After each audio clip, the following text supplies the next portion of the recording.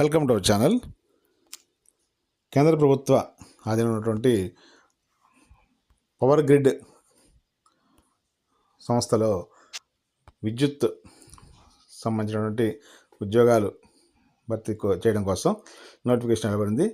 దీనికి సంబంధించి భారతదేశంలోనే మహారత్న ఎంటర్ప్రైజెస్గా ప్రభుత్వ ఆధీనమైనటువంటి ఈ power grid corporation of India, దీనిలో ఉన్నటువంటి ఖాళీలు, వాటికి సంబంధించిన అర్హతలు, అలాగే ఏ జోన్లో ఎన్ని ఖాళీలు ఉన్నాయి, వాటికి సంబంధించి ఏజ్ లిమిట్, లాస్ట్ డేట్ ఎప్పుడు, ఎగ్జామినేషన్ ప్రాసెస్, అలాగే ఈ సెలక్షన్ మెథడ్ అనేది తెలుసుకుందాం.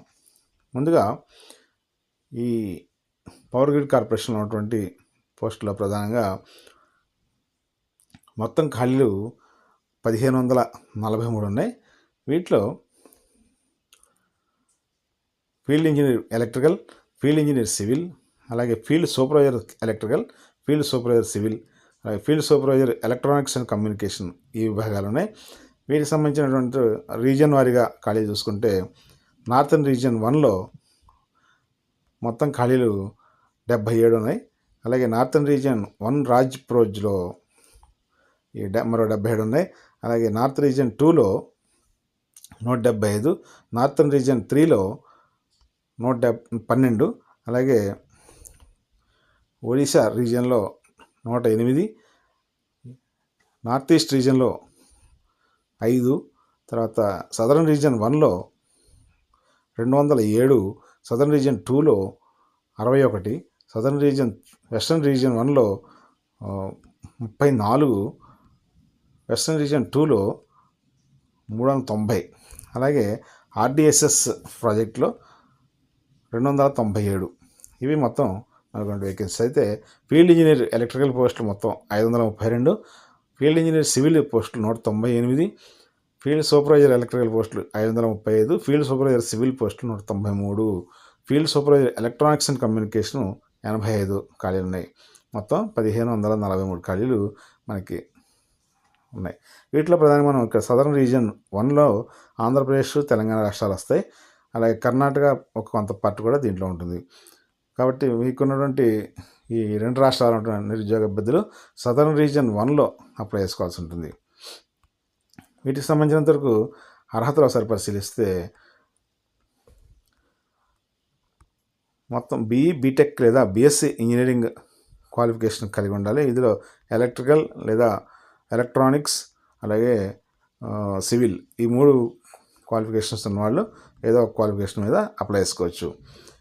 ఈ పోస్టులకు ఏదైనా హైయర్ క్వాలిఫికేషన్స్ ఉన్నవాళ్ళు ఎలిజిబుల్ కాదంటే ఇక్కడ డిప్లొమా కలిగి ఉన్నటువంటి అభ్యర్థులు కావాల్సిన పోస్టుల్లో బీటెక్ అర్హత కలిగిన అభ్యర్థులు దరఖాస్తు చేసుకోవడానికి అవకాశం ఉండదన్నమాట.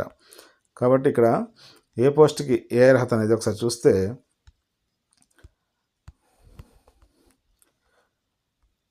ఫీల్డ్ ఇంజనీర్ ఎలక్ట్రికల్ పోస్ట్కి BE, బీటెక్ లేదా BSc engineering qualification 55% minimum marks తోటి పాస్ అయి ఉండాలి.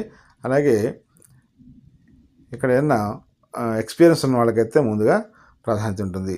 రెండవది ఫీల్డ్ ఇంజనీర్ సివిల్కి కూడా BE, బీటెక్ పాస్ అయి ఉండాలి. ఫీల్డ్ సూపర్వైజర్ ఎలక్ట్రికల్కి డిప్లొమా ఎలక్ట్రికల్ పాస్ అయి ఉండాలి 55% మార్క్స్ తోటి. అలాగే ఫీల్డ్ సూపర్వైజర్ సివిల్ కూడా డిప్లొమా వాళ్ళే అర్హులు. ఫీల్డ్ సూపర్వైజర్ ఇక్కడ ఎలక్ట్రానిక్స్ అండ్ కమ్యూనికేషన్కి కూడా డిప్లొమాలో ECE కోర్స్ చేసినటువంటి అభ్యర్థులు అర్హులు. ఈ విధంగా అర్హతలు ఉన్నటువంటి అభ్యర్థులు ఇవన్నీ కూడా కాంట్రాక్ట్ బేసిస్ మీద తీసుకున్న పోస్టులు కాబట్టి వీటికి టెన్యూర్ పీరియడ్ అనేది కూడా ప్రభుత్వం నిర్ణయిస్తుంది. ఇక్కడ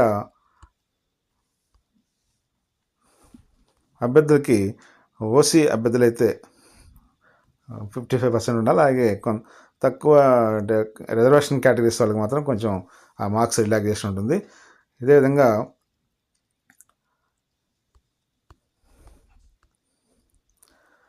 అప్లికేషన్ ఆన్లైన్ సబ్మిషన్ చేసేటప్పుడు nationalskillsregistry.comలో ముందుగా రిజిస్టర్ అయ్యి అక్కడి నుంచి ఆన్లైన్ అప్లికేషన్ సబ్మిట్ చేయాల్సి ఉంటుంది.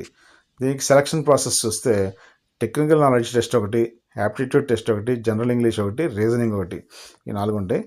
వీటిలో టెక్నికల్ నాలెడ్జ్ టెస్ట్కి 50 క్వశ్చన్స్ ఉంటాయి.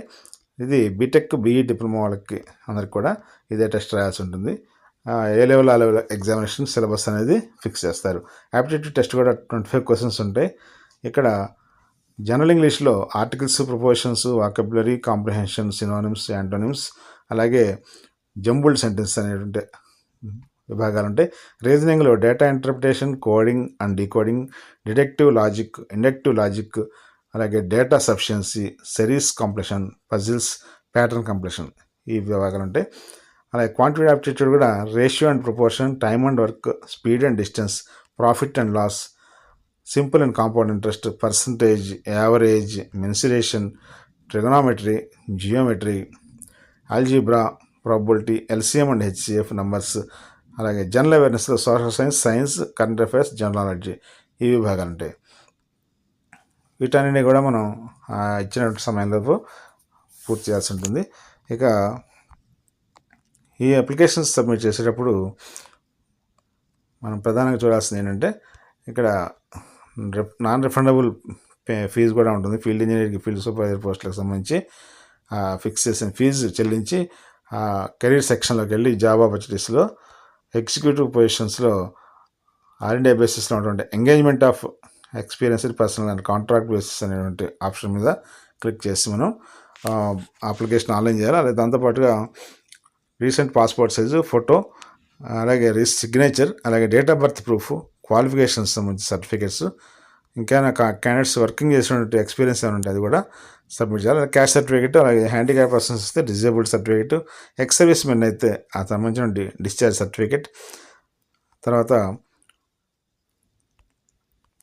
ఈ సర్టిఫికేట్స్ అన్నీ కూడా అప్లోడ్ చేసి ఫీ పేమెంట్ చెల్లించి powergrid.in వెబ్సైట్లో నుంచి ఈ అప్లికేషన్ సబ్మిట్ చేయాల్సి ఉంటుంది. అలాగే ఏదైనా హ్యాండిక్యాప్ పర్సన్స్ స్క్రైబ్ అవసరం అయితే అది కూడా ఇక్కడ తెలియజేయాల్సి ఉంటుంది. ఈ అప్లికేషన్స్ని 27/8/2025 నుంచి 17/9/2025 వరకు ఆన్లైన్లో సబ్మిట్ చేయవచ్చు. అలాగే దీనికి సంబంధించి రిటన్ ఎగ్జామినేషన్ డేట్స్ అనేది తర్వాత అనౌన్స్ చేస్తారు. కాబట్టి అభ్యర్థులు powergrid.in వెబ్సైట్లో దీనికి సంబంధించిన డీటెయిల్స్ అన్నీ ఒకసారి చెక్ చేసుకుని మీ ఎలిజిబిలిటీ కండిషన్స్ని ఫుల్ఫిల్ చేస్తే కనుక ఆన్లైన్ అప్లికేషన్ సబ్మిట్ చేయవచ్చు. 17/9/2025 లోపు ఈ అప్లికేషన్స్ని సబ్మిట్ చేసి ఉంటుంది. Thank you very much.